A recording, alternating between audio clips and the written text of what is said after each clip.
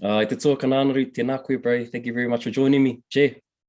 Tēnā koe, brother. Awesome to be here. Yeah, my man. First and foremost, background, story, your upbringing, and where you are now. I hail from Rotorua, so heuri tēnei no Te Arawa. Ko ngō taha te maunga, ko te Rotorua nui a kahumata momo e te moana. Ko te papai uru te marae. He peka oku ki tūwhare toa, ki Taranaki, ki Waikato Maniapoto anō hoki. Kia ora. Yeah, kia ora, kia ora. So I went to Western Heights High School. That was my kura tuarua. From there, moved on to university where I ran into you. And that's where I found, I think, well, at the time I thought that was my calling, was rugby league, and enjoyed a little bit of success quite early on, which kind of spurred the idea potentially to go and pursue this over in Australia. Did my thing over there, didn't quite get to the heights that I had built up in my head, but luckily enough to fall into my passion is and what I currently am still doing, which is Brazilian Jiu-Jitsu. Initially it was MMA was the target for me. Yeah, definitely trying to set my sights high there, looking at the UFC and other promotions where, yeah, I was looking to get to. But along the journey, I kind of just gravitated more and more towards Brazilian Jiu-Jitsu because of all the awesome things that it can offer you. And then, yeah, basically fast forward 12 years now, 12 and a half years, where last year I gained my black belt in Brazilian Jiu-Jitsu under Tukaha, my master Pedro Fernandez, who's based up in Auckland. And now, yeah, where I run my own academy, been down here in Rotorua at Whanawama Mauparihi, or Tukaha Rotorua. Yeah, we've been here for the last 2.5 years now, and yeah, really enjoying that journey. Challenging journey, but worthwhile journey, just like everything else. Yeah, Mauri ora.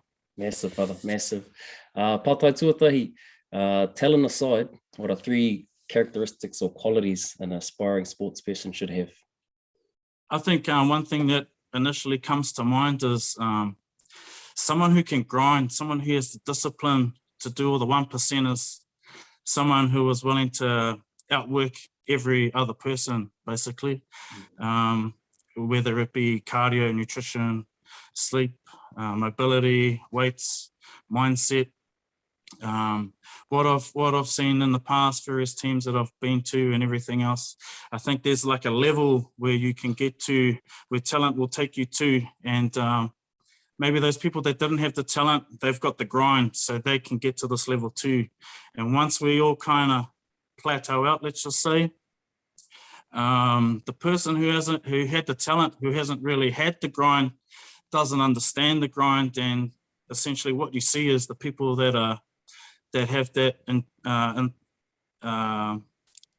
already have that built within them, typically will get to that next level. Talent aside, that's one thing that I've seen, and yeah, 1%ers, man, that's where it's at. The second thing that comes to mind is self-belief.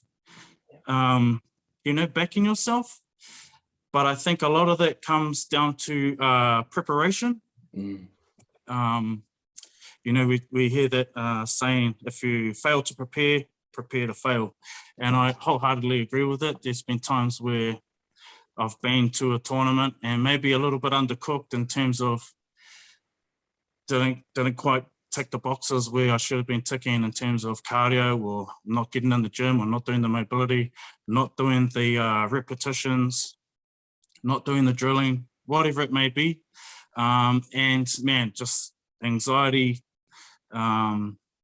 second guessing yourself, changing game plans to accommodate for your weaknesses, I guess. And yeah, it's just not good news. Whereas the times that I have been prepared, the times that I've done everything required, almost supreme confidence when you turn up. Yeah. The ability to back yourself and have that self-belief is right up there, and typically the results do tend to fall the same way from what I've seen. I think the third thing is, whether it's touch or whatever, is being a student of the game. I think that's one thing that is overlooked. You know, everyone wants to do all the running and everything else, but there's so much in terms of game IQ, touch IQ, jiu-jitsu IQ, where you get those extra levels of advantage. And it also doesn't come from people that are better than you. There's been plenty of times where I've learned something from a white belt, for instance, or a blue belt or whatever. And it's been humble enough to be in a position to understand those lessons at the same time. If you think you're a little bit too cool for school, yeah, I believe you can learn from anybody. We have a koro mita who used to run the taiaha wānanga for all our taiohi and rangatahi back in the day. And one of his favorite sayings was, every day is a learning day. And if you have that mindset, I think that's another thing that's going to help you be successful. Massive, brother. Awesome. Pātai, how did you cope with hardship over your career? So losing in particular, it's something that's always going to happen if you're challenging yourself at the level required. So if you're the big fish in a small pond, you're not going to be challenging yourself. So if you're challenging yourself in the big pond with the big fish, you're definitely going to come up against it from time to time, where you do lose or you don't necessarily get to the places that you set out to be. And I think, especially for us within jiu-jitsu, that happens every night. For the first 2 years when you're doing jiu-jitsu, you don't know anything. So you're basically getting tapped out for the first 2 years. You don't really have an opportunity to mount offense on anybody. You're just in survival mode. And then, but in saying that, yeah, it's been able to see the silver lining in everything. So in jiu-jitsu, we have a saying, you either win or you learn. But my take on that is, you either win or you learn, but you can lose if you don't learn from that loss, if that makes sense. Yeah. So it's being able to identify where you went wrong and fixing up those mistakes so that doesn't happen again. And sometimes that might not happen straight away. Sometimes that's a gradual process, but just looking to be a little bit better each and every single day is probably where the mindset has to be. And, you know, going back to, if you're challenging yourself at the right level, you will come up against all the best people have lost. Yep. All the greatest champions, all the GOATs, they've all lost at some point. And, but I think those people are able to see the silver lining and look at where the weaknesses are, or the inadequacies, to get them to that next level. Okay. Third question, bro. Do you have a habit or routine that you would recommend?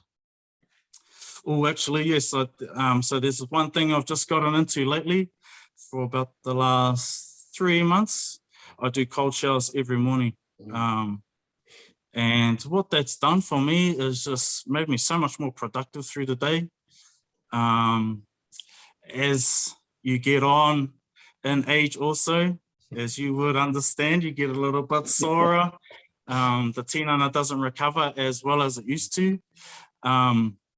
So yeah, if I've had a big training session the day before, typically I would wake up a little bit stiff, a little bit sore, jump in that cold shower, 3 minutes, get up, feel like $1 million. But also my productivity of just mahi through the day has increased, my focus, and you're just ready to start the day on the right note. When you feel overwhelmed or unfocused, what do you do? For me, it's, well, depending on what the issue is, but it's just sometimes stepping away from whatever it is. There's no point just banging your head over the same problem and and just going back to doing something that you enjoy. So for me, just going to hang out with the boys playing golf is one thing that I really enjoy doing. Probably not that great at it, but it's just getting out there and having a good yarn, forgetting about all the taumahatanga that all surrounds us, and just having that boys time. A couple of other things I like to do is just getting out on the bike and going for a ride with the boys. Jiu-jitsu is definitely one thing that helps me keep sane, and it takes my mind away from, one thing you'll understand quite quickly when you're doing jiu-jitsu, when someone's trying to choke you, you ain't worried about the bills, you ain't worried about the fight you had with the missus or anything else. All you can worry about is just trying to protect yourself in that moment. But that gives you that release time from all those other things. So that's one thing that I really enjoy about jiu-jitsu. And those are some of the things that I like to use, some of the tools that I like to use to bring myself back to a position where I can go back and attack those challenges or whatever things are hanging over my head. No way, bro. Final question. What is one important lesson you've learned from your time as an athlete? Probably to go back to one of those other points is making sure you're passionate about what you're doing, no matter what that is. And then I think that covers everything. So if you're passionate, I'll give you an example. When I played rugby league, I thought that was my passion. But when I really broke it down, it was just another way for me to come up with an income without having to do a 9-to-5 like everybody else. But once I found Brazilian Jiu-Jitsu, that was my calling. That was my passion. So to give you an example, rugby league, I knew I had to do extras. There were certain things that I had to do that I just didn't do. Some days I just didn't do. And I felt okay with that. But in Brazilian Jiu-Jitsu, I do all the extras. If there's a comp coming up, I do everything required, even if I don't like doing it, like running, all those other various things, doing all the mobility and whatever else, because the passion drives you. And I think if you're pono and you're super passionate about it, then can only good things can come from that. Finding that passion. I think that's number one in life. No matter what it is, it might be, even if it's not popular, painting, reading, whatever you enjoy doing, try and do those things as much as you can. And what I've essentially been able to do now is build my income around what I enjoy doing. So I just do jiu-jitsu all day, every day, and I love it. And get to empower the community, build confidence in rangatahi and adults. And I feel like I'm able to give back at the same time. Whereas, they're just coming to hang out with me doing what I want to do anyway. So it's a win-win. Awesome, brother. E mihina kia koe, my bro. Thank you very much for your time and sharing those gems. Looking forward to running this one back. Catch up soon, bro. Cheers. Cheers, brother. Mauri ora.